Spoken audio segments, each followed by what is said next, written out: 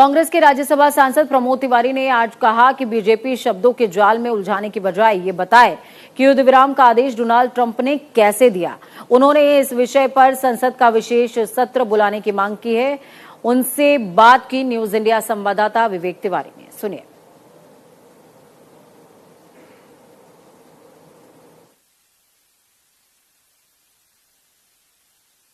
Operation सिंदूर में जिस तरह से विराम आया है उसको लेकर के कांग्रेस के कुछ प्रश्न हैं। कांग्रेस ने विशेष संसद सत्र बुलाने की मांग भी की। हमारे साथ प्रमोद तिवारी जी हैं, बहुत सीनियर लीडर कांग्रेस के हैं, राज्यसभा में सांसद भी हैं। सर, क्या कांग्रेस ऐसा उसको आशंका है या क्या उसके प्रश्न है इस पूरे जिस तरह से यह समाप्त हुआ या अभी विराम की स्थिति में है? युद्ध विराम हुआ है और युद्ध विराम की घोषणा वाशिंगटन से हुई है। ट्रंप ने ट्वीट किया है। अगर युद्ध विराम था तो शिमला समझौते के मुताबिक दोनों देशों के बीच में वार्ता से तय होना चाहिए था और इसकी घोषणा नई दिल्ली में होना चाहिए। तो वाशिंगटन से जो संदेश आया है, क्या वो आदेश था या फिर वो संधि विराम की घोषणा थी? मैं सिर्फ इतना कहना चाहता हूं, 1971 लोगों को बहुत याद आ रहा है। कल मातृ दिवस था, मदर्स डे था। यही इंदिरा गांधी थी, यही अमेरिका था। निक्सन ने कहा था कि जब भारत की फौज बढ़ रही थी पूर्वी बांग्लादेश, उस समय पूर्वी पाकिस्तान, तो निक्सन ने रोकने की कोशिश, इंदिरा गांधी ने मना कर दिया। 7वां बेड़ा भेज दिया, इंदिरा गांधी ने कहा आने दो, निपट लेंगे। भारत की सेना ने इंदिरा गांधी के राजनीतिक नेतृत्व में जब तक पाकिस्तान को चीर कर 2 टुकड़े नहीं कर दिए थे और बांग्लादेश नहीं बना दिया था, तब तक भारत की सेनाएं रुकी। और यहां अरे युद्ध विराम की घोषणा हमारे भारत जैसे सशक्त देश को अगर होनी थी भारत और पाकिस्तान के बीच, तो दिल्ली से होनी चाहिए थी, वाशिंगटन से को नहीं आना चाहिए था। हम चाहते हैं संसद का सत्र बुलाया जाए। आर्टिकल 75 में स्पष्ट है संविधान में कि मंत्रिपरिषद सामूहिक रूप से उत्तरदायी होता है संसद के प्रति, और उसके पहले प्रधानमंत्री की अध्यक्षता में, नहीं कि वो चले जाएं बिहार चुनाव प्रचार करने, सभी विरोधी दल के नेताओं की बैठक होना चाहिए।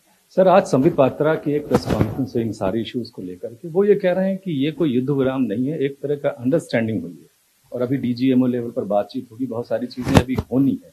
तो ऐसे में संसद सत्र बुला करके अभी थोड़ी जल्दबाजी हो जाएगी।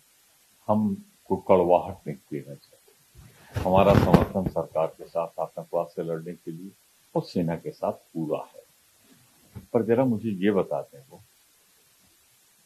सीज फायर वर्ड की हिंदी क्या होती और सीज फायर हुआ है ये आप स्वीकार करते हैं, तो आप संवाददाता सम्मेलन में क्या सीज फायर का मतलब भी नहीं समझते? पात्रा साहब, सीज फायर की हिंदी क्या होती है? युद्ध विराम। और आप मतलब समझा रहे हैं देश को। इतना गुमराह देश को मत करिए। आर्मी ऑफिसर्स ने कहा है सीज फायर हुआ है, वाशिंगटन के आदेश में लिखा है सीज फायर हुआ है। आप स्वीकार कर रहे हैं और आप सीज फायर की गलत परिभाषा दे रहे हैं। शर्म आनी चाहिए। क्या आपको लगता है कि अमेरिका के दबाव में झुक करके ये सब कुछ हुआ है? ये स्पष्ट तौर पर कांग्रेस मान रही है या इस पर प्रश्न कर रही है? एक ऐसा काल है जब हमारा पूरा समर्थन सरकार के साथ है, सेना के साथ हम दृढ़ता से खड़े हैं। तो हम कुछ नहीं कहेंगे, सिर्फ इतना जरूर कहेंगे कि ट्रंप को कोई अधिकार नहीं था शिमला समझौते के बाद इन दोनों देशों के बीच में ट्वीट करके युद्ध विराम की घोषणा करने का। वो भारत के लिए अपमानजनक था, पीड़ादायक था। वो आदेश था भारत को, भारत जैसे महान देश को 1971 याद कर देते।